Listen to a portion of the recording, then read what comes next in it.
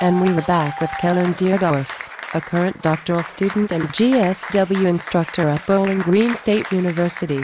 Kellan, how are you tonight? Oh, just living, laughing, and loving. But let's get down to it. I'm always already ready to get back home. And Call of Duty is waiting for me. Okay then. As an instructor of composition, how do you define writing? Easy. Writing is the cataloging of information or opinion for the sake of people who aren't around to hear you say it. That's interesting. So, do you see writing as secondary to speaking? No. I wouldn't say secondary. But they are deeply related. I would say that writing is secondary to language, or communication. But I'm not going to value presence of the author enough to say that that is secondary or primary. That's fair enough. Speaking of authorship, how do you choose which texts to incorporate into your lesson plans? Well, there's always going to be some sort of programmatic text requirement. The readings and activities based on the readings I select are multiple perspectives that challenge the unquestioned ideas or beliefs of my students. Leftist propaganda might be a good sum up for that one. And what are some examples of the texts you use to challenge your students? I like to use texts like Alan Johnson's Privilege, Power and Difference, Pascoe's Dude You're a Fag, Manufacturing Consent by Noam Chomsky, and Racism Without Racists by Eduardo Bonilla Silva. And how do your students generally respond to these texts? They are difficult. So with agony usually. But I don't want to impose or appropriate the experience of being a student in my class. What is your ultimate goal on using these kinds of texts?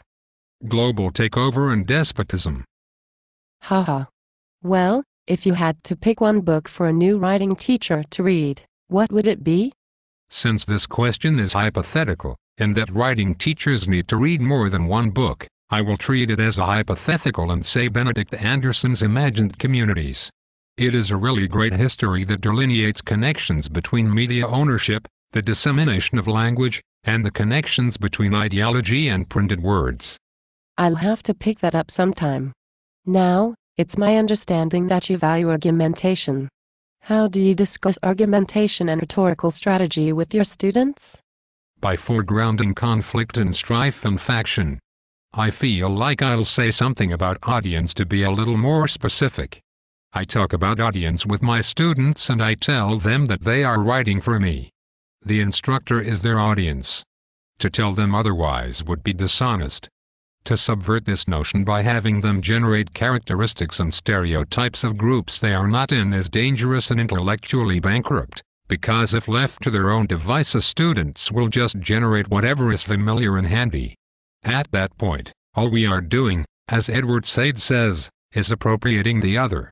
What teachers often fail to realize is that students are aware that they write differently in different situations. They are powerfully aware. I agree. And what kinds of things have your students taught you?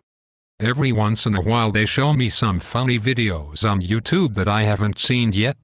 I'm not going to be able to say anything idealistic here.